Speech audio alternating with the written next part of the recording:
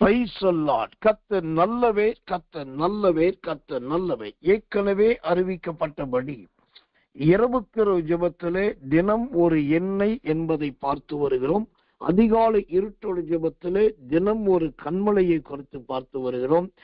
பகல் தினந்தோறும் ஆராதனையிலே தினம் ஒரு தேன் குறித்து பார்த்து வருகிறோம்.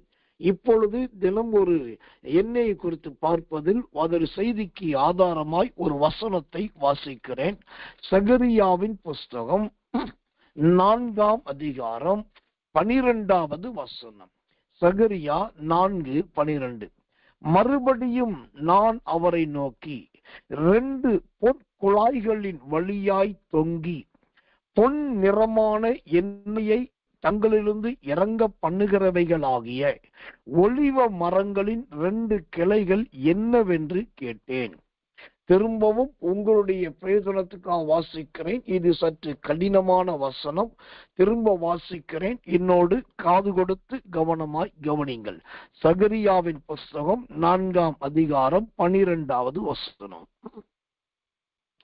மறுபடியும் நான் அவரை நோக்கி 2 குழாய்களின் வழியாய் தொங்கி பொன்னிறமான எண்ணெயை தங்களிலிருந்து இறங்க பண்ணுகிறவைகளாகிய ஒலிவ மரங்களின் 2 கிளைகள் என்னவென்று கேட்டேன்.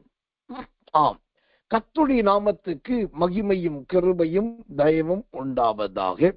இந்த சகரியாவின் புஸ்தகம் 4ஆம் அதிகாரம் 12வது வசனத்தை வாசிக்கும் போது அங்கு ஒரு வித்தியாசமான எண்ணெயை குறித்து பார்க்கிறோம். அந்த எண்ணெய்க்கு பெயர் பொன் நிறமான எண்ணெய் என்று பார்க்கிறோம். பொன் நிறமான எண்ணெய். வேதத்திலே பலவிதமான நிறங்களை குறித்து பார்க்கிறோம். சிகப்பு நிறத்தை குறித்து இருக்கிறது, வெள்ளை நிறத்தை குறித்து இருக்கிறது, கருப்பு நிறத்தை குறித்து இருக்கிறது, சாம்பல் நிறத்தை குறித்து இருக்கிறது, தெய்வீக நிறத்தை குறித்து இருக்கிறது, மஞ்சள் நிறத்தை குறித்து இருக்கிறது. இப்படி பலவிதமான நிறங்களை குறித்து இந்த வேதத்திலே எல்லா நிறங்களும் இங்கு சொல்லப்பட்டிருக்கு. அப்படி சொல்லப்பட்ட பலதரப்பட்ட நிறங்களில் ஒன்றுதான் இந்த சகரியா 4:12 சொல்லப்பட்டிருக்கிற பொன் நிறம் என்று பார்க்கிறோம். எண்ணெய் என்பதே ஒவ்வொரு எண்ணெயுமே ஒவ்வொரு நிறம் உடையதாய் இருக்கும். குரூட் ஆயில் என்று சொல்லுவார்கள், அது நல்ல கருப்பாக இருக்கும். சோத்திரம். அதே போல ஒவ்வொரு எண்ணெய்க்கும் ஒவ்வொரு தன்மை இருப்பதை போல ஒவ்வொரு எண்ணெய்க்கும் ஒவ்வொரு நிறமும் இருக்கிறது. அதுல இங்க பார்க்கிற எண்ணெய் என்னன்னாக்கா இது பொன் நிறமான எண்ணெய். இந்த பொன் நிறமான எண்ணெய் என்பதிலே முதலாவது இன்றைக்கு அந்த பொன் நிறத்தை குறித்த சில விளக்கங்களை பரிசுத்தாவின் கிருபையை முன்னிட்டு உங்களுக்கு சொல்லிவிடுகிறேன். நாளும் நேரமும் கர்த்தருடைய வருகையும் நமக்கு வாய்க்குமானால், தேவன் அனுமதிப்பாரானால், அந்த எண்ணெயை குறித்த சத்தியத்தை நாளைக்கு உங்களுக்கு போதிக்க இருக்கிறேன். இன்றைக்கு இந்த பொன்னிற எண்ணெயின் அந்த நிறத்தை குறித்து முதலாவது பார்ப்போம். இங்கு பார்க்கிறோம் பொன் நிறமான என்று பார்க்கிறோம். இந்த பொன் நிறமான என்பது எதை குறிக்கிறது? தேவனுடைய நாமத்துக்கு மகிமை உண்டாவதாக. வேதத்திலே சில வித்தியாசமான வசனங்களும் உண்டு. அந்த வசனங்கள் தான் சில நேரத்திலே நமக்கு சத்தியத்துக்கு அடிப்படையா இருக்கிறது. அப்போ இந்த பொன் நிறத்துக்கு ஏதுவான இன்னொரு தேவ வசனத்தை பார்க்க வேண்டும் என்று சொன்னால், யோபுவின் புஸ்தகம் 28ஆம் அதிகாரம் 6வது வசனம். யோபு 28:6. அதன் கல்லுகளில் இந்திர நீலம் விளையும், அதன் பொடியில் பொன் பொடிகளும் உண்டாயிருக்கும். பொன் பொடிகளும் உண்டாயிருக்கும். இந்த பொன் நிறம் என்பது எதை காண்பிக்கிறதா இருக்கிறது? நல்ல பொன் பொடி. பொன் பொடினா என்ன அர்த்தம்? தங்கத்தை நல்ல கல்லுல வச்சு அல்லது எந்திரத்துல வச்சு நல்லா நுணுக்கி அந்த நுணுக்கப்பட்ட தங்கத்தை அருமையான ஒரு வெள்ளி பாத்திரத்துல வச்சாக்கா அந்த தங்க பொடி, அதாவது பொன் பொடி எப்படி மின்னுமோ அந்த போன்றதுதான் இந்த பொன் நிறம். அப்போ இந்த எண்ணெய் எவ்வளவு அழகான எண்ணெய் என்றால் ஒரு பொன் நிறமான எண்ணெய். நல்ல தங்கத்தை அரைச்சி வெள்ளி கிண்ணத்தில் வைத்திருப்பதற்கு ஏதுவானதுதான் இந்த பொன்னிறம். எனக்கன்பான தேவ பிள்ளைகளே, இந்த பொன் நிறம் எதை குறிக்கிறது? ஓ தேவனுக்கு மகிமை கிருபை உண்டாவதாக. அந்த பொன் நிறமே அது தேவாதி தேவனுடைய ரூபத்தை காண்பிக்கிறதா இருக்கிறது. அது தேவாதி தேவனுடைய சாயலை விவரிக்கிறதா இருக்கிறது. கர்த்தர் நல்லவே. இன்றைக்கு ஒரு அடையாளத்தை சொல்றேன் பாருங்க, நீங்க யோசிச்சு பாருங்க, இல்லாட்டி கொஞ்சம் கவனிச்சு பாருங்க. என்னன்னா, இன்னைக்கு மனுஷனுக்கு தங்கத்தின் மீதும் பொன்னின் மீதும் ஆசை அதிகமாய் பெருகிவிட்டது. அதனால என்ன செய்கிறார்கள்? நல்லா போய் 1 கிராம் 2 கிராம் என்று இருந்தவைகள் இப்போ அப்படியே பவுன் கணக்கா வாங்கி, பவுனானது அப்படி அதிகரித்து அது சவரன் கணக்கா மாறி, சவரனானது இப்ப டாலர் கணக்கா மாறி, டாலர் ஆனது அது 1/4 கிலோ 1/2 கிலோவா மாறி, 1/4 கிலோ 1/2 கிலோ என்பது 1 கிலோ, அது 2 கிலோ 20 கிலோ என்கிற அளவுக்கு பொன்னை வாங்கக்கூடியதாய் மாறிவிட்டு. ஆனா இந்த இவ்வளோ கஷ்டப்பட்டு ஒரு சவரன் நகைய தங்கத்தை ஏறத்தாழ 40,000 50,000 கொடுத்து வாங்குறோம். ஒரு 10 பவுன் 20 பவுன் 30 பவுன் வாங்குறாங்க. வாங்கி அது காதிலே போடுகிறார்கள், கழுத்திலே போடுகிறார்கள், சிலர் மூக்கிலும் போடுகிறார்கள், சிலர் கைகளில் அணிவித்துக் கொள்ளுகிறார்கள், சிலர் இன்னும் மைனர் செயினா போறாங்க. எனக்கு என்ன கேள்வினா, அந்த நகையை நீங்க கிட்டத்தட்ட 2 லட்சம் 4 லட்சம் 5 லட்சம் போட்டு வாங்கினீங்க. வாங்கி அந்த பொன்னால் செய்யப்பட்ட நகைய மேல போட்டோம், உங்களுக்கு சரியான ஒரு அழகு உண்டாயிருக்குதா என்று கேட்டால் அதுதான் கிடையாது. நீங்க எவ்வளவுதான் பொன்னிறமான நல்ல நகையை அணிஞ்சிட்டு போங்க, இன்னொரு அக்கா சொல்லுவாங்க, இத நீ டாலரா போட்டிருந்தா நல்லா இருக்கும். சரி, அதை டாலரா போட்டு போனீங்க அப்படின்னா, ஐயோ இது மாங்காய் சைஸ்ல பண்ணியிருந்தீங்கன்னா நல்லா இருக்கும். இன்னொருத்தர் சொல்லுவாங்க, இல்ல இது முறுக்கு செயினா போட்டிருந்தீங்கன்னா அது அப்படியே வட்ட வட்டமா தெரியும், முறுக்கு செயினா பண்ணிருக்கணும். ஆக மொத்தம் அது 2 லட்சம் 5 லட்சம் 10 லட்சம் 20 லட்சம் கொடுத்து வாங்கி போட்டாலுமே எந்த மனுஷனும் முழு பொன்னிறமா மாறுவது கிடையாது. அதே சமயத்துல மாபெரும் கோடீஸ்வரர்கள் இருக்கிறாங்க, அவங்களுக்காகவே நகை கடைகள்ல தங்க பொன்னிறமான வஸ்திரங்கள் கிடைக்குது, நல்ல தங்க ஜாக்கெட் கிடைக்குது, பெண்கள் அணியக்கூடிய தங்க ஜாக்கெட் கிடைக்குது, பெண்கள் அணியக்கூடிய தங்க சுடிதார் கிடைக்குது, ஆண்கள் அணியக்கூடிய தங்க சட்டை கிடைக்குது. இப்படி நான் சொல்லிட்டே போலாம். சரி, இவ்வளத்தை வாங்கி உடுத்திக்கிட்டு அவ்வளவு பெரிய தங்க ஜாக்கெட்டு, தங்க சுடிதாரு, இல்லாட்டி தங்க சட்டை அல்லது தங்க கவசம் எல்லாம் போட்டுக்கிட்டு வெளியில போக முடியுதா என்றால் கிடையாது. கர்த்தர் நல்லவன். அப்போ அந்த தங்கம் அங்கு பலனற்றதாய் போகிறது. ஏன் இத சொல்ற அப்படின்னா, இங்க ஒரு எண்ணெய் இருக்கிறது. இந்த எண்ணெய் என்னன்னா பொன் நிறமான எண்ணெய். இந்த பொன் நிறமான எண்ணெயாய் நாம் மாற வேண்டும் என்று சொன்னா அதற்கு நாம் என்ன செய்ய வேண்டும்? யோபு 28:6 சொல்கிறபடி பொன் பொடியாக மாறும். பொன் பொடியாக என்றால் என்ன அர்த்தம்? இனி நான் அல்ல, கிறிஸ்துவே என்னில் ஜீவிக்கிறார். கர்த்தர் நல்லவே. எனக்கன்பான தேவ பிள்ளைகளே, இனி நான் அல்ல, கிறிஸ்துவே என்னில் ஜீவிக்கிறார் என்கிறதானே அந்த நல்ல ஒரு அனுபவம் நம்முடைய வாழ்க்கையில வந்தாக்கா நாம் பொன் பொடியாக மாறி இருக்கிறோம் என்ற அர்த்தம். தேவனுடைய நாமத்துக்கு மகிமையும் கிருபையும் தயவும் உண்டாவதாக. அப்போ இந்த ஒரு அர்ப்பணிப்பின் ஜீவியம், கலாத்தியர் புஸ்தகம் 2ஆம் அதிகாரம் 20வது வசனம், கிறிஸ்துவுடனே கூட சிலுவையில் அறையப்பட்டேன், ஆயினும் பிழைத்திருக்கிறேன். இனி நான் அல்ல, கிறிஸ்துவே எனக்குள் பிழைத்திருக்கிறார். நான் இப்பொழுது மாம்சத்தில் பிழைத்திருக்கிறதோ என்னில் அன்பு கூறுது எனக்காக தம்மை தாமே ஒப்பு கொடுத்தேன் தேவனுடைய குமாரனை பற்றும் விசுவாசத்தினாலே பிழைத்திருக்கிறேன்.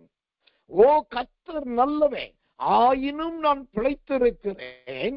இனி நான் அல்ல, கிறிஸ்துவே எனக்குள் பிழைத்திருக்கிறார். இப்போ இந்த எண்ணெயில பொன்னிறமான எண்ணெயா நம்ம மாறணும் அப்படின்னா அதற்கு முதலாவது பொன் பொடியாக மாறணும். இந்த பொன் பொடி எங்கிருந்து வந்தது தெரியுமா? இந்த பொன் பொடி எப்படி உற்பத்தியானது தெரியுமா? அந்த யோபுவின் புஸ்தகம் 28ஆம் அதிகாரம் 6ஆம் வசனம் சொல்லுகிறது, அதன் கல்லுகளில் இந்திர நீலம் விளையும். இப்போ இந்த பொன் பொடி இது பொடி ஆறதுக்கு முன்னாடி எப்படி இருந்துச்சுன்னா நல்ல கல்லு மாறி இருந்தது, ஒரு பெரிய கல்லா இருந்துச்சு. அந்த கல்லை உடைச்சாங்க பாருங்க, அதை உடைச்ச உடனே அதுல இந்திர நீலம் வந்துச்சு. அந்த இந்திர நீலத்தை நல்ல தட்டுன உடனே அதற்குள்ள பொண்ணு இருந்துச்சு. அந்த பொண்ணை அடிச்ச உடனே அது அப்படியே பொடி ஆயிடுச்சு. அப்போ இந்த பொன் பொடி வர்றதுக்கு காரணம் ஒரு முதலாவது அது கல்லாச்சு. கல் என்பது என்ன? ரொம்ப உறுதி, ரொம்ப தைரியம், ரொம்ப துணிச்சல், எல்லாத்துலயும் முன்னிருப்பது, எதையும் செய்ய தயங்காமல் இருப்பது, கல்லு மாதிரி இருப்பது. ஆனா நீங்க கல்லா இருக்கிற வரைக்கும் அது உதவாததாய் அல்லது தூக்கி எரிகிறதுக்கு உதவும் என்று பிரசங்கி 3 பார்க்கிறோம். நீங்க பொன் பொடியா மாறிட்டீங்க அப்படின்னாக்கா அது எல்லா இடத்திலும் தூவுவதற்கும் வைப்பதற்கும் ஏதுவாய் மாறிவிடும். அப்போ இந்த சகரியா 4:12 பார்க்கிறோம் ஒரு எண்ணெய், அது பொன் நிறமான எண்ணெய். அந்த பொன் நிறமா மாறணும் அப்படின்னா நாம் பொன் பொடியாக மாற வேண்டும். தேவனுடைய நாமத்துக்கு மகிமை உண்டாவதாக. பொன் அந்த சொல்ற கடின இருதயங்கள் கல்லெல்லாம் உடைய வேண்டும். சரி, இப்ப இந்த பொன் நிறம் என்பது முதலாவது பொன் பொடியை காண்பிக்கிறது. இரண்டாவது இந்த பொன் நிறம் எதை காண்பிக்கிறதா இருக்கிறது? சங்கீதங்களின் புஸ்தகம் 68ஆம் சங்கீதம் 13வது வசனம். சங்கீதம் 68:13 வாசிக்கிறேன், ஜெபத்தோடு கவனிங்கள். நீங்கள் அடுப்பின் அடியில் கடந்தவர்களாய் இருந்தாலும் வெள்ளியால் அலங்கரிக்கப்பட்ட புறா சிறகுகள் போலவும் பசும் பொன் நிறமாகிய அதன் இறகுகளின் சாயலாகவும் இருப்பீர்கள். ஆமென். இப்போ பொன் நிறம் என்பது முதலாவது பொன் பொடியாயிருந்தது. இப்போ அந்த பொன் பொடி அடுத்தது என்னவா மாறிடுச்சு? இந்த சங்கீதம் 68:13 சொல்லுது, அது பசும் பொன் நிறமா மாறிடுச்சு. அல்லேலூயா. பசும் பொன் நிறமா. இது எதை குறிக்கிறது? நம்முடைய பிறப்பின் வர்த்தமானத்தை காண்பிக்கிறது. நம்ம பிறக்கும் போது இருந்த நிறம் வேறு, இப்போ இருக்கிற நிறம் வேறு. பிறந்தப்போ நாம் என்னதான் அண்டங்காக்கா மாதிரி இருக்கிற அப்பா அம்மாவுக்கு பிறந்தாலும் நம்ம கொஞ்சம் சோப்பாதான் பிறப்போம். ஆனா வளர்ந்த போது அதே சோப்பு இருக்குதான்னாக்கா கிடையாது. அண்டங்காக்காயை விட பனைமரத்தின் கருப்பை போல மாறிடும். அப்போ ஆரம்பத்துல இது பொன் பொடியா இருந்துச்சு, இப்போ அது எப்படி மாறுது? பசும் பொன்னா மாறுது. இப்ப நான் சொன்னேன், பிறக்கும் போது ஒரு நிறம், வளரும் போது மறுநிறம். ஆனா ஆவிக்குரிய வேதத்தின் சத்தியத்தின்படி எப்படி இருக்கணும்னா, பிறக்கும் போது நாம் அவலட்சணமா பிறக்கணும். அதுதான் வேதம் சொல்லுகிற உபமானம். எசேக்கியேல் புஸ்தகம் 16ஆம் அதிகாரத்துல அங்கு சொல்ற ஏத்தித்தியனுக்கும் கத்த இன்னொருத்திக்கும் பிறந்த பிள்ளைய குறித்து பார்த்தா பயங்கரமா சொல்லப்பட்டது. உன் தகப்பன் எமோரியன், உன் தாய் ஏத்தித்தி. அந்த 2 பேருக்கு பிறந்த பிள்ளை வேற மாதிரி இருக்குது. கர்த்தருக்கு மகிமையுள்ளதாக. இதை போல வேதத்துல பிறந்த பல பிள்ளைகளுடைய ரூபங்கள் வேறு விதமா இருந்தது. ஆனா அவங்க வளர்ந்த போது பிறக்கும் போது இருந்த தன்மை இல்லாமல் அவர்கள் நல்ல பேர் பெற்றவர்களானார்கள், புகழ் பெற்றவர்களானார்கள், சாட்சி உள்ளவர்களானார்கள், நற்சாட்சி பெற்றார்கள். இதுதான் எதை குறிக்குது? பிறக்கும் போது நாம் பொன்னிறமா இருக்கலாம், அடுத்தது பல பாடுகள் நிமித்தம் பொன் பொடியா மாறலாம். ஆனா அடுத்து நம்ம என்னவா மாறணும்? நல்ல பசும் பொன் எண்ணெய்க்கு ஒப்பாக மாற வேண்டும். பசும் பொன்னினால் செய்யப்பட்ட ஒரு எண்ணெயை போல மாறணும். எனக்கன்பான தேவ பிள்ளைகளே, இந்த பசும் பொன்னின் ஜீவியம் நம்மிடத்துல இருக்கிறதா என்பதை கொஞ்சம் கவனித்து பாருங்கள். ஓ, கர்த்தர் நல்லவர், கர்த்தர் நல்லவர், கர்த்தர் நல்லவர். அப்போ இந்த பசும் பொன் என்றால் என்ன? இந்த பசும் பொன் என்பது எதை குறிக்கிறது? பசும் பொன்னை குறித்து நிறைய காரியத்தை வேதத்தில் சொல்லப்படுகிறது. தேவனுடைய நாமத்துக்கு மகிமையும் கிருபையும் தயவும் உண்டாவதாக. இந்த பசும் பொன்னை குறித்து வேதம் ஆவியான் எழுதி வச்சிருக்கிற ஒரு வசனத்தை பாருங்க. புலம்பலின் புஸ்தகம் 4ஆம் அதிகாரம் 1வது வசனம்.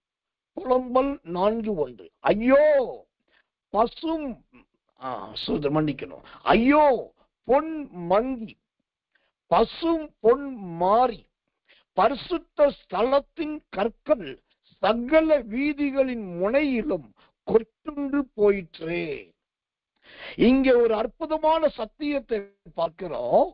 முதலாவது இது பொன்னா இருந்துச்சு, அது அப்படியே மங்கி போய் கவரிங் ஆயிடுச்சு. ஏன்னா பொன் மங்கி அது கவரிங்கா போயிடுச்சு. அதுக்கு அடுத்தது அது பசும் பொன்னா மாறினது. எப்படியோ கஷ்டப்பட்டு திரும்ப பசும்பொன்ன ஆனாலும் இப்ப என்ன ஆச்சுன்னா வீதிகளின் முனையிலே கொட்டுண்டு போயிட்டு. இது எதை குறிக்கிறது? ஒரு காலத்துல பொன்னிறமாயிருந்த சாதாரண தேவ பிள்ளைகள் கர்த்தருக்காக பொன் பொடிகளாய் உபத்திரவத்தை சகிக்க ஒப்பு கொடுத்தார்கள். ஆனால் அந்த உபத்திரவத்தின் பள்ளத்தாக்கிலே போய் சகிப்பேன் என்று உள்ளே போனவர்கள் சில நேரத்தில் அந்த உபத்திரவ பாடுகளை சகிக்க முடியாததுனால இப்ப தனக்குத்தானே பசும் பொன்னா காண்பித்துக் கொள்ளுகிறார்கள்.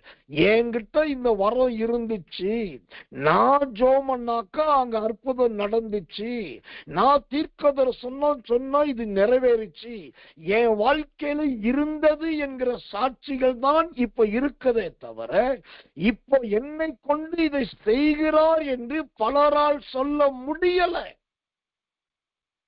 ஏனென்றால் பசும் பொன்னெல்லாம் இன்னைக்கு நிறம் மாறிக்கொண்டிருக்கிறது. ஆனால் வளர்ச்சி என்பது அது அல்ல.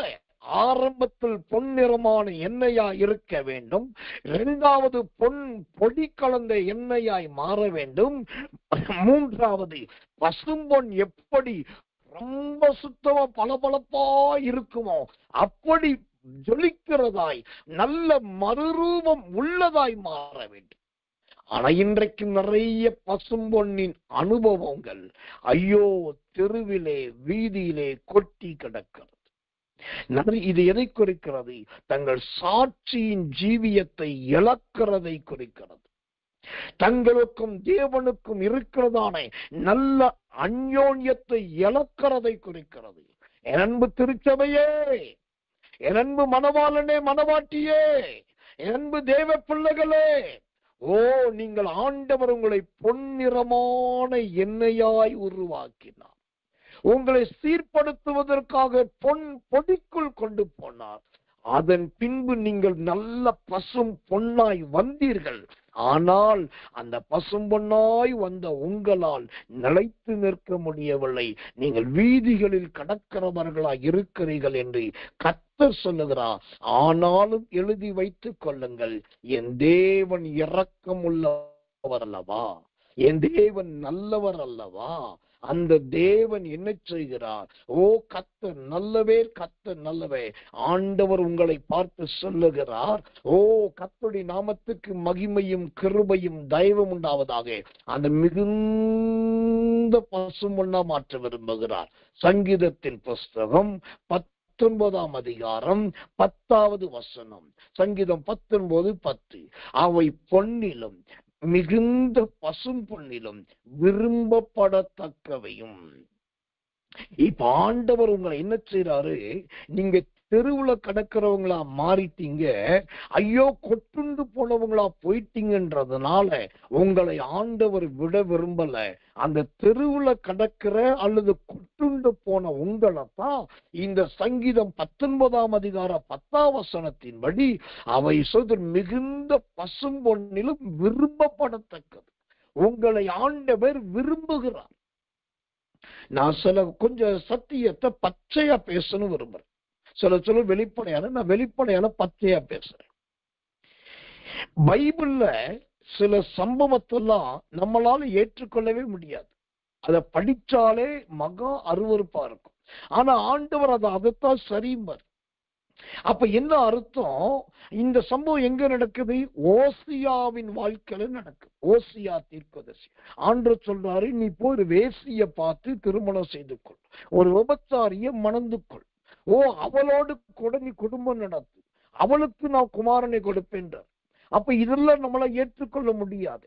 ஆனா ஒரு நல்ல தகப்பன் ஸ்தானத்துல இருந்து அல்லது இந்த ஒரு தரிசனமுள்ள மனுஷியா இருந்து பார்த்தாக்கா, நல்ல ஸ்திரீகள் தங்கள் குடும்பத்துக்கு ஏற்றவர்களா இருக்கிறார்கள். ஆனா இந்த ஸ்திரீகளோ தள்ளப்பட்டவர்கள். இவர்களை ஏற்றுக்கொள்வார் இல்லை, அணைத்துக் கொள்வார் இல்லை, உபசரிக்கிறவர்களை ஆண்டவர் பார்க்கிறார். ஏற்றுக்கொள்ளப்படாத, புறக்கணிக்கப்பட்ட, தள்ளப்பட்ட எருசலேமே, உன்னை நான் ஏற்றுக்கொள்ளுகிறேன் என்று சொல்லி அந்த ஸ்திரியை காட்டி தீர்க்கதரிசியே போய் கல்யாணம் பண்ணிக்கொள் என்று சொல்லுகிறார். அப்போ சில இடத்துல கொட்டுண்டு போன பசும் பொன், சத்திரம் செதறி போன பசும்பொன், அந்த பசும்பொன்னதான் ஆண்டவர் சங்கீதம் 19:10 மிகுந்த விருப்பத்தோடு உங்கள் மீது விருப்பத்தை வைக்கிறார். இதோட உண்மையான அர்த்தம் என்ன? இதுவரைக்கும் நீங்கள் செய்தது மகா துரோகமாயிருக்கலாம், இதுவரைக்கும் நீங்கள் நடந்தது மகா அவலட்சணமும் வெளியே சொல்ல முடியாத துர்நாற்றம் நிறைந்ததாகவும் இருக்கலாம். இனிமேல் நீங்கள் அப்படி செய்யுங்கள் என்று கர்த்தர் சொல்லவில்லை. ஆனால் இதுவரைக்கும் செய்த எல்லா அக்கிரம கிரியைகள் இருந்தாலும் என் மகனே, மகளே, உன்னை நான் அதிகமாய் விரும்புகிறேன். மீண்டும் உன்னை நான் பசும்பொன்னாய் மாற்ற விரும்புகிறேன். அல்லேலூயா. இதுதான் பசும்பொன்னின் எண்ணெய். நாம் ஆண்டவர் நம்ம மீது இன்னும் அன்பு வைத்திருக்கிறார். நான் கொஞ்சம் இப்போ இதுவரைக்கும் இதுக்கு முன்னாடி பச்சையா பேசினேன், இப்ப நான் வெளிப்படையா பேசுறேன். உங்க மனசாட்சி உள்ளவர்கள் இருதயத்தை தொட்டி எனக்கு பதில் சொல்லுங்க. ஐயா, நீங்க சொல்ற எதுவுமே என் வாழ்க்கையில கிடையாது. நான் ரொம்ப பர்ஃபெக்ட், நான் வெரி கிளீன். என்னுடைய ஜீவியத்துல கை நீட்டி சொல்லக்கூடிய அளவுக்கு எந்த குற்றமும் இல்லை, குறையும் இல்லை. ஆண்டவரே வந்து பார்த்தாலும் நான் சுத்த பசும்பொன்னா இருக்கிறேன். யாராவது சொல்ல முடியுமா? யாராவது உங்களுக்கு தைரியமா ஆண்டோட வசனத்துக்கு ஏதுவா வெளிப்படுத்த முடியுமா? இன்க்ளூடிங் ரெவரண்ட் SSK சாமுவேல், என்னையும் சேர்த்துதான் சொல்லுகிறேன். எல்லார் வாழ்க்கையிலும் கொட்டுண்டு போகிறதும், எல்லார் வாழ்க்கையிலும் சத்திரம் செதறி போனதுமான அனுபவம் தான். புலம்பல் 4:1 கர்த்தருக்கு மகிமை உண்டாவதாக. ஆனால் அந்த வீதியின் முனையில் கடக்கிற நம்மை ஆண்டவர் எடுத்து மீண்டும் பசும்பொன்னாய் மாற்றி சங்கீதம் 19:10 அவர் விரும்புகிற பொருளாய் நம்மை மாற்றுகிறார். அவர் விரும்புகிற ஒரு எண்ணெயாய் நம்மை உருவாக்குகிறார். அல்லேலூயா.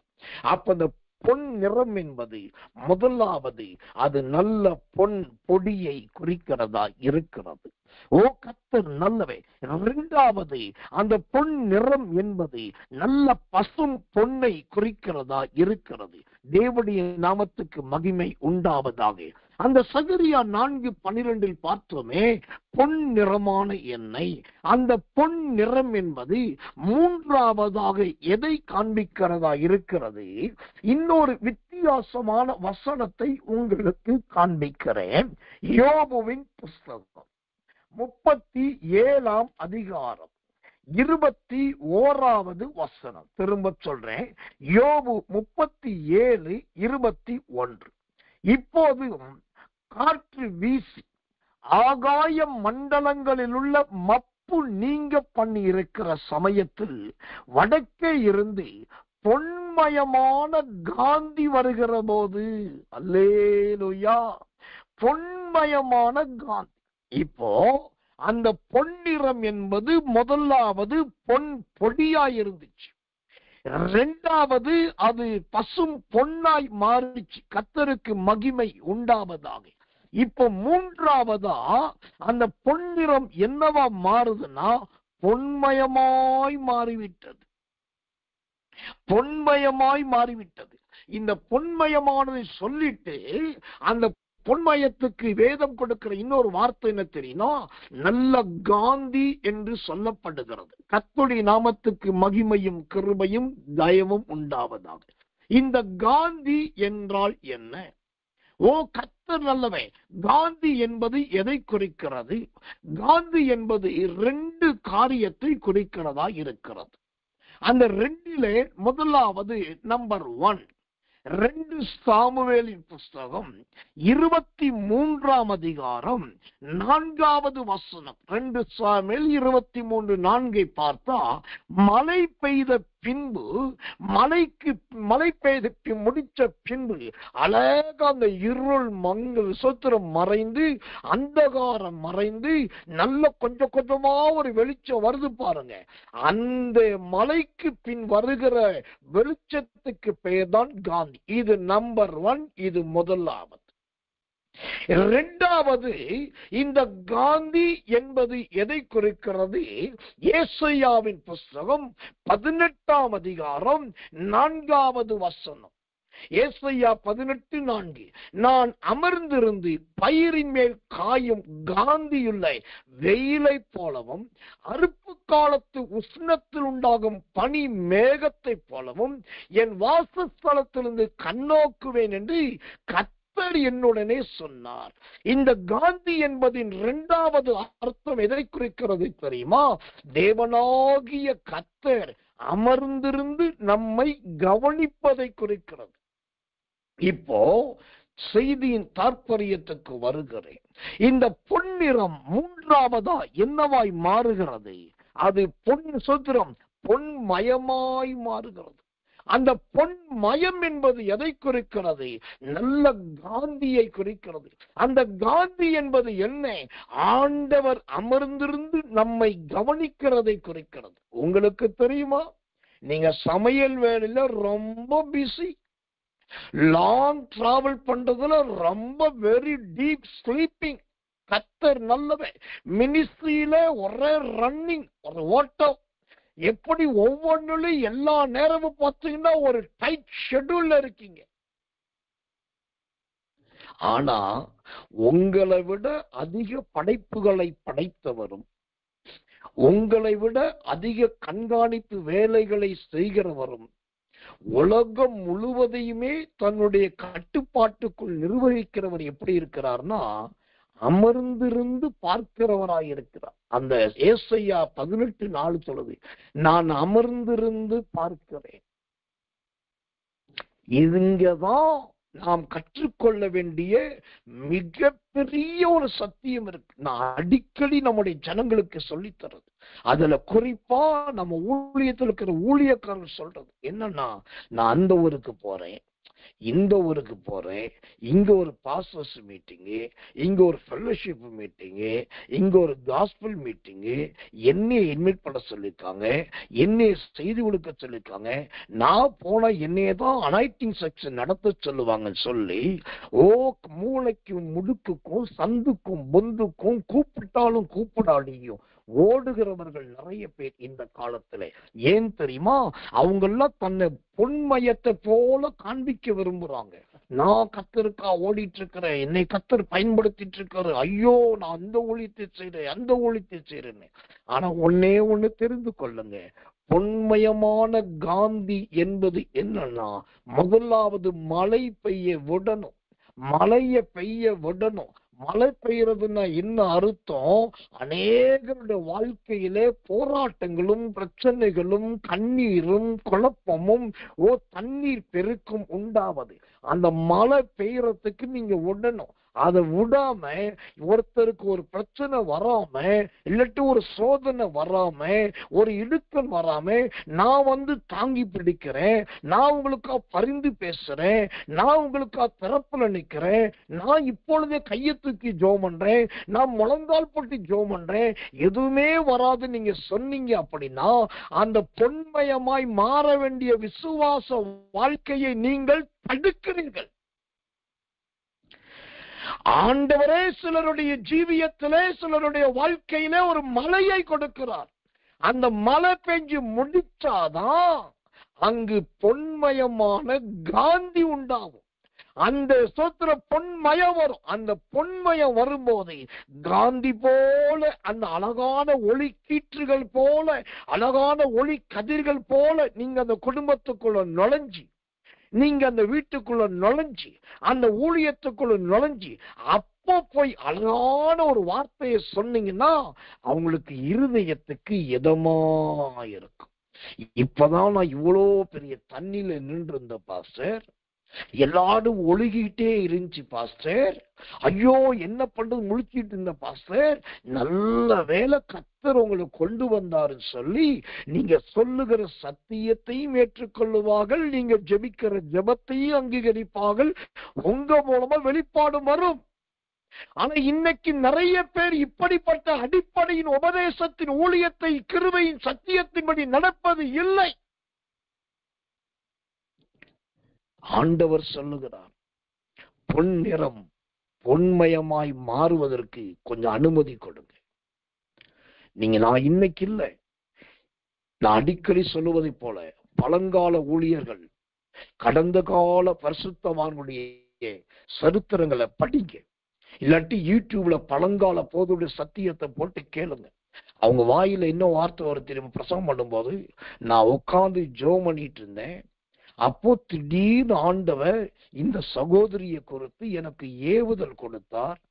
அப்போ நான் கிளம்பும் போது பெரிய தடையாயிடுச்சு, ஆனாலும் மீறி ஜெபம் பண்ணிட்டு நான் புறட்டு போனேன். அங்க போனா அந்த சகோதரி பிரசவ வேதனையில துடிச்சிட்டு இருந்தாங்க. நான் ஒரு ஜெபம் பண்ணிட்டு இங்கிட்டு திரும்பினேன், அடுத்த செகண்ட் குழந்தை பிறந்துருச்சு. ஆண்டவர் என்னை சொல்லி அனுப்புனாரு, அதனால அங்க அற்புதம் நடந்தது.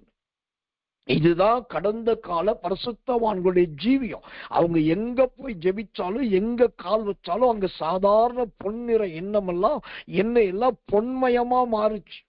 ஆனா இன்னைக்கு கூப்பிடாமலேயே ஓடுது, தேதி போட்டு போறது, நாள் போட்டு இது பண்றது.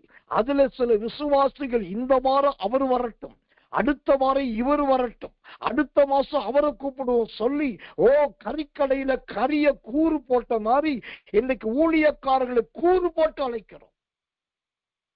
இதெல்லாம் நாம் பொன்மயமாய் மாறுவதற்கான அடையாளங்கள் கிடையவே கிடையாது. தேவன் உங்களை இருக்கிற இடத்துல உங்களுக்குள்ள ஒரு மலையை அனுப்பி, அந்த மலையில நீங்க நனைஞ்சி, ஆண்டவரே போதும் மலையை நிறுத்தும் என்று கெஞ்சி, அந்த கெஞ்சுகிறது நிமித்தமாக தேவனே இந்த காரியத்துல ஒரு பெரிய மாற்றத்தை கொடுக்கிறவர். கர்த்தருடைய நாமத்துக்கு மகிமையும் கிருபையும் தயவும் உண்டாவதாக. கர்த்தர் நல்லவர், கர்த்தர் நல்லவர், கர்த்தர் நல்லவர். அப்போ நம்முடைய வாழ்க்கை அந்த பொன் நிறமாய் இருக்கிற அனுபவம் பொன்மயமாய் மாற வேண்டும். அந்த பொன்மயமாய் மாறுவதை குறித்து தான் யோபு 37:21 சொல்லுகிறது. கர்த்தர் நல்லவே, இப்போதும் காற்று வீசி ஆகாய மண்டலங்களில் மப்பு நீங்க பண்ணியிருக்கிற சமயத்தில் வடக்கே இருந்து பொன்மயமான காந்தி வருகிற போது காத்து அடிக்குது, அந்த காத்து அனுப்புறது கர்த்தர். அப்புறம் ஆகாய மண்டலத்திலிருந்து ஒரு மப்பு அப்படியே தான கொஞ்சம் கொஞ்சமா விலக பண்ணுகிற கர்த்தர் ஆண்டவர் எப்படி அழகா கிரியை செய்கிறார் பாருங்க. ஒட்டு மொத்தமாய் அல்ல, கொஞ்சம் கொஞ்சமா கிரியை செய்கிறார். அதுக்கப்புறம் காந்தி வருது. அப்புறம் 22ஆம் வசனம் சொல்லுது, ஆகாய மண்டலத்தில் பிரகாசிக்கிற சூரியன் முதலாய். அல்லேலூயா. இப்பதான் அங்க சூரியனே உள்ள நுழையுது. ஆனா நம்ம என்ன சொல்றோம்? ஆண்டவரே, நீதியின் சூரியனாக உம்மை நாங்கள் பார்க்க விரும்புகிறோம். நீதியின் சூரியன் இங்கு உதிக்கட்டும். நீதியின் சூரியன் உதிக்க வேண்டும் என்று சொன்னால் தேவனுடைய நாமத்துக்கு மகிமை உண்டாவதாக. கர்த்தர் நல்லவே, கர்த்தர் நல்லவே. நம்முடைய வாழ்க்கை பொன்மயமாய் மாற வேண்டும். பொன் நிறம் பொன் பொடியானது, பொன் பொடி பசும் பொன்னானது, பசும் பொன் இப்போ பொன் மயமாய் மாறிவிட்டது. தேவனுடைய நாமத்துக்கு மகிமை, கிருபை, தயை உண்டாவதாக. இப்போ இந்த சுத்திர பொன்மயமா மாறியாச்சு. எவ்வளவு அழகழகான அடுத்தடுத்த ஒரு மாற்றங்கள் பாருங்க. இப்ப அடுத்ததாக கர்த்தருடைய நாமத்துக்கு மகிமை உண்டாவதாக. 4ஆவதாக இந்த பொன் நிறம் என்னவாய் மாறுகிறது? பொன்னிறம் அடுத்த ரூபத்தை எப்படி அடையுது பாருங்க. உன்னத பாட்டின் புஸ்தகம் 5ஆம் அதிகாரம் 11வது வசனம். உன்னத பாட்டு 5:11 வாசிக்கிறேன். அவர் தலை தங்கமயமாய் இருக்கிறது, அவர் தலை மயிர் சுருளாயும் காகத்தை போல் கருமையுமாய் இருக்கிறது. இப்போ இந்த பொன் நிறம் 4ஆவதா எப்படி மாறுது பாருங்க. தங்கமயமாய் மாறிவிட்டது. அல்லேலூயா. கர்த்தர் நல்லவர். ஒரு சின்ன நிறம், ஒரு கலர், ஒரு ஆர்டினரி கலர், ஒரு ஆயிலுடைய கலர், ஒரு ஆயில் கலர், ஒரு எண்ணெயுடைய நிறம். அந்த எண்ணெயின் நிறத்துல எத்தனை நிறம் இருக்கு பாருங்க. அத்தனை நிறத்தை குறித்து இங்க வசனம் இருக்கு பாருங்க. கர்த்தர் நல்லவே, கர்த்தர் நல்லவே, கர்த்தர் நல்லவே. இப்போ தங்கமயமாய் இது மாறுகிறது. தங்கமயமான ஒரு அனுபவம். இப்போ இந்த பொன்னிறமான எண்ணெய் 4ஆவதா தங்கமயமா. இந்த தங்கமயமா மாறுறதுக்கு அது எத்தனாவது கட்டத்தை அடையுது தெரியுமா? கர்த்தர் 4ஆவது கட்டம். ஏனென்றால் முதல் கட்டம் பொன் பொடி, 2ஆவது கட்டம் பசும் பொன், 3ஆவது கட்டம் பொன்மயமான காந்தி. இந்த 3 கட்டத்தை அடைஞ்சதுக்கு அப்புறம்தான் இந்த பொன் நிறமானது தங்கமயமாய் மாறுகிறது. இந்த 4ஆவது கட்டம். இந்த 4 என்பது எதை குறிக்கிறது தெரியுமா? ஒரு வீட்டினுடைய வாசற் படியை அல்லது நிலை வாசலை குறிக்கிறது. நீங்க எவ்வளவு பெரிய கட்டடம் கட்டுகிற சிற்பாசாரிகள் என்று வேதம் சொல்லுகிறது. அந்த சிற்பாசாரி என்றால் நிபுணர்கள் அல்லது இன்ஜினியர்கள். இல்லாட்டி நீங்க பெரிய பெரிய ஆர்கிடெக்ட் போய் கேளுங்க. அவங்க 30 மாடி 40 மாடி கிட்டத்தட்ட 28 மாடி எல்லாம் கட்டுவாங்க. ஆர்கிடெக்ட கேட்டு பாருங்க. இவங்க கட்டுறதுல பெரிய பெரிய கன்ஸ்ட்ரக்ஷன் பில்டிங்ல 3 பக்கத்தை க்ளோஸ் பண்ணுவாங்க. க்ளோஸ் பண்ணிட்டு என்ட்ரன்ஸ் கடைசியா தான் கை வைப்பாங்க. அந்த நுழைவு வாயில கடைசியா கை வச்சு அதுல அழகா உள்ளே நுழைகிறதுக்கு ஒரு வாசல் வைப்பாங்க. அப்ப 3 பக்கம் முடிக்கப்பட்டு 4ஆவது வருவது தான் நுழைவு வாயில். அப்போ இந்த ஸ்தோத்திரம், இந்த நம்முடைய வாழ்க்கை தங்கமயமா மாறுறதுக்கு இந்த 4ஆவது நிலைமை இருக்குது. இந்த 4ஆவது நிலைமை என்பது என்ன? முதல் நிலைமை நம்முடைய பிறப்பு, குழந்தை பருவத்தின் பிறப்பு. 2ஆவது கர்த்தர் நல்லவர், நம்முடைய வாலிபத்தின் ஸ்தோத்திரம் அனுபவம். 3ஆவது நம்முடைய முதுமையின் அனுபவம். 4ஆவது தான் அவன் தங்கமயம் என்கிற அந்த பரலோகத்தின் சாயலை அடைகிறான். அந்த 4ஆவது என்பது தேவனுடைய சாயலை அடைவதை குறிக்கிறது. தேவ சாயலாக மாறி நானும் தேவனோடு இருப்பேன். அந்த தேவனோடு இருப்பேன். அது 4வது கட்டம். அந்த 4வது கட்டத்தில் தேவ சாயலாய் மாறுவது என்பது நல்ல தங்கமயத்தை கொடுக்கிறது. தேவனுடைய நாமத்துக்கு மகிமையும் கிருபையும் தயவும் உண்டாவதாக. எனக்கன்பான தேவ பிள்ளைகளே, இந்த தங்கமயமான ஒரு அனுபவம் நம்முடைய வாழ்க்கையிலே ஆண்டவரால் நமக்கு கொடுக்கப்பட வேண்டும். இந்த தங்கமயமான ஒரு ஜீவியம் ஆண்டவராலே நமக்கு கிடைக்க வேண்டும். அதற்கு நாம் நம்ம எப்படியே ஒப்பு கொடுக்க வேண்டும். இப்ப இந்த தங்கமயமாய் மாறுவதற்கு என்ன செய்ய வேண்டும்? உன்னத பாட்டு 5ஆம் அதிகாரம் 11ஆம் வசனம் சொல்வது, அவர் தலை தங்கமயமாய் இருக்கிறது, அவர் தலை மயிர் சுருளாயும் காகத்தை போல கருமையாயும் இருக்கிறது. கர்த்தருடைய நாமத்துக்கு மகிமையும் கிருபையும் தயவும் உண்டாவதாக. சுருளாயும் தேவனுடைய நாமத்துக்கு மகிமை உண்டாவதாக. இந்த சுருளாய் என்கிறதான நல்ல சுருளாய் இருக்கிறதான ஒரு அனுபவம். எனக்கன்பான தேவ பிள்ளைகளே, இந்த சுருள் என்கிற அனுபவம் அல்லது சுருளாய் இருக்கிற அனுபவம் எதை காண்பிக்கிறதா இருக்கிறது? அந்த சுருளுக்கு ஏற்ற ஒரு கிருபையுள்ள வசனத்தை உங்களுக்காக வாசிக்கிறேன். சோதரன், எஸ்ராவின் புஸ்தகம் 6ஆம் அதிகாரம் 2வது வசனம். எஸ்ரா 6:2. மேதிய சீமையில் இருக்கிற அக்மேதா பட்டணத்தின் அரண்மனையிலே ஒரு சுருள் அகப்பட்டது, அதிலே எழுதியிருந்த விபரமாவது. மேதிய சீமையில் இருக்கிற அக்மேதா பட்டணத்தின் அரண்மனையிலே ஒரு சுருள் அகப்பட்டது, அதுல எழுதியிருந்த விபரமாவது. இப்போ இந்த தங்கமயம் என்பதுக்கு நாம் எப்படி மாறணும்? சுருளாய் மாற வேண்டும். இந்த சுருள் என்பது எதை குறிக்கிறது? எஸ்ரா 6:2 சொல்லுகிறது, அதுல எழுதியிருந்த விபரம்.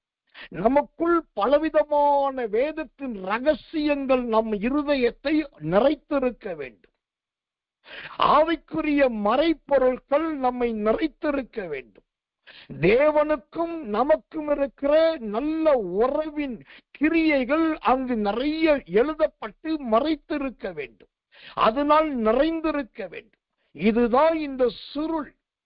அவங்கதான் தங்கமயமா மாற முடியும். ஒரு வசனம் கேட்டா தெரியல, ஒரு பாட்டு பாட சொன்னா தெரியல, ஒரு சங்கீதத்தை பேச சொன்னா தெரியல, பிரசங்கம் பண்ண சொன்னா கையெல்லாம் நடுங்குது, அந்நிய பாஷை பேச சொன்னா பல்லெல்லாம் குடுகுடுங்குது. இப்படியே தடுமாறி தடுமாறி தடுமாறி தடுமாறி எப்ப பார்த்தாலும் தடுமாறிட்டு இருந்தோம்னாக்கா கர்த்தர் நல்லவே, இன்னும் நாம் தங்கமயமாய் மாறவில்லை என்று அர்த்தம். நமக்குள் அந்த சுருள் தன்மை காணப்படவில்லை என்று அர்த்தம். அதனால இன்னும் நாம் விபரமாய் மாறவில்லை என்று அர்த்தம். தயவாய் தேவ பிள்ளைகளாகி நீங்கள் நல்ல விபரம் உள்ளவர்களாய் வாருங்கள்.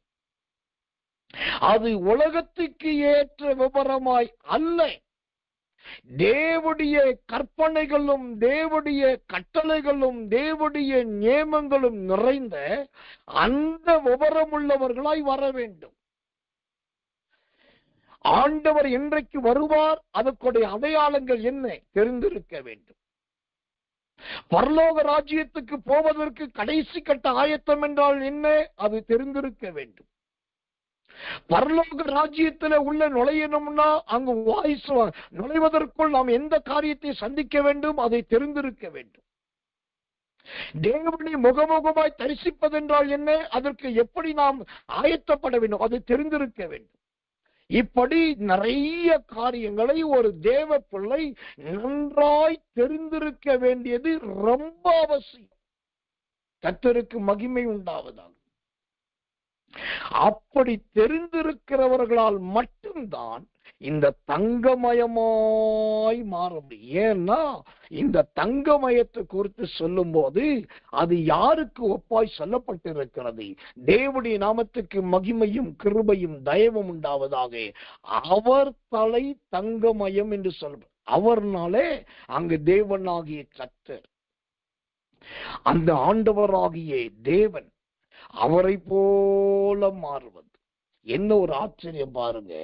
ஒரு எண்ணெய் ஆரம்பத்துல பொன் நிறமா இருக்கு, ரெண்டாவது அது பொன் பொடியா மாறுது, மூன்றாவது பசும் பொன் நிறமா மாறுது, நாலாவது அது அழகா தங்க சுதந்திரம் தங்க மயமா மாறிடுச்சு.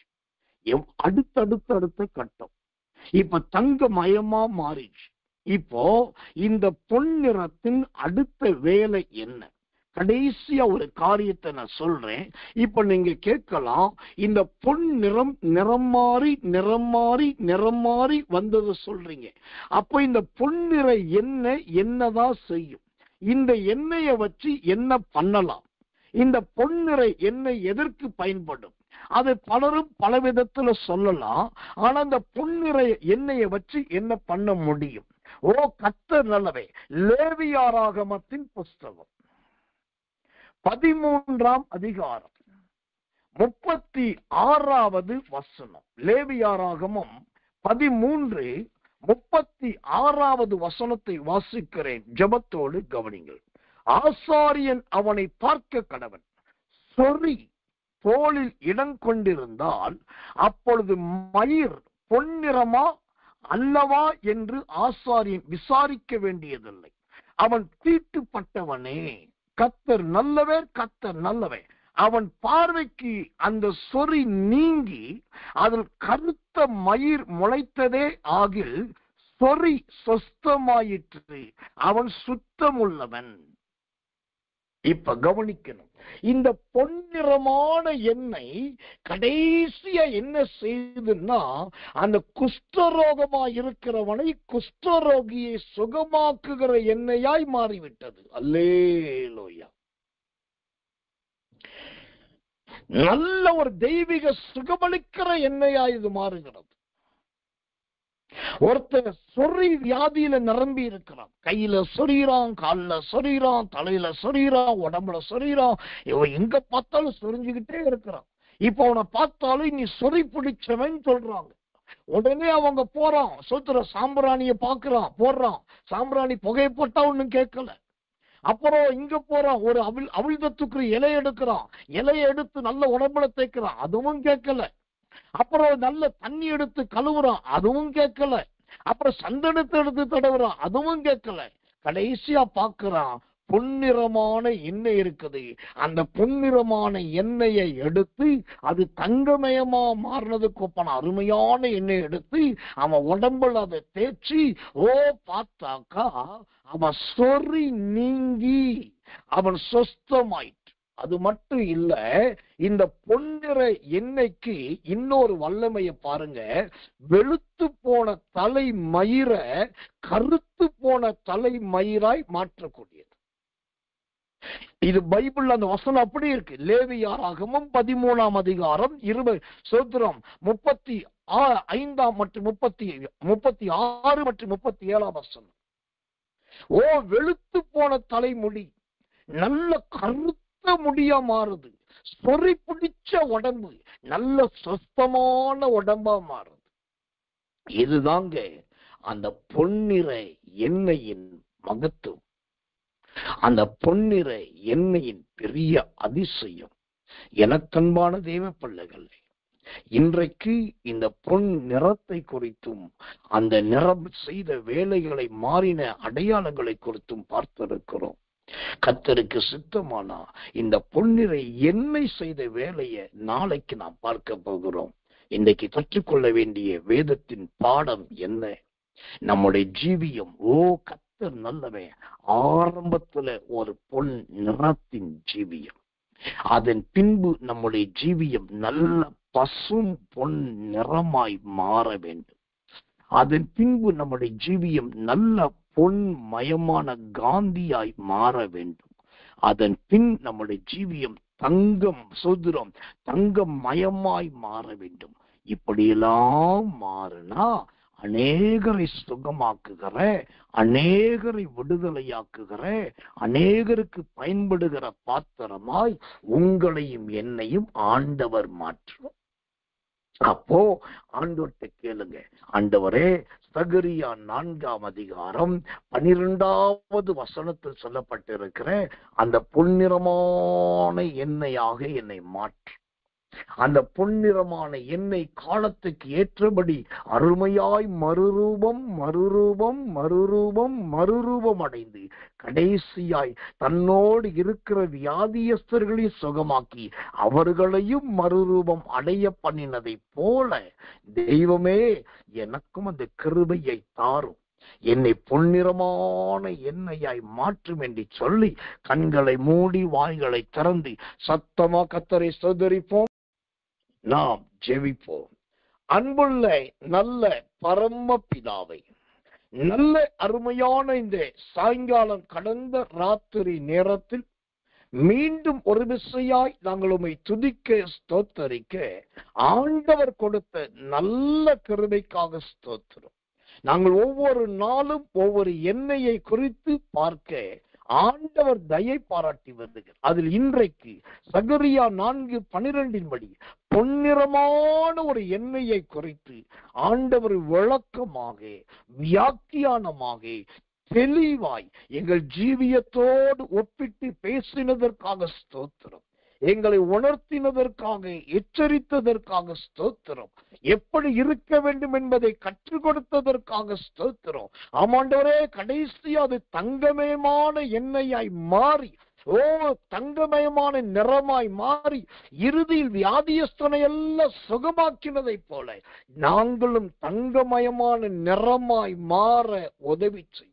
அநேகரை சுகமாக்குகிற, விடுவிக்கிற, தப்புவிக்கிற தேவ பிள்ளைகளை எங்களை மாற்றுங்க இயேசு சுவாமி. நன்றி பிதாவே, நன்றி பிதாவே, நன்றி பிதாவே, நன்றி பிதாவே. ஸ்தோத்திரம்.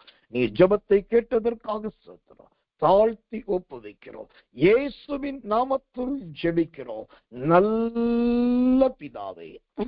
ஆமென், ஆமென், ஆமென்.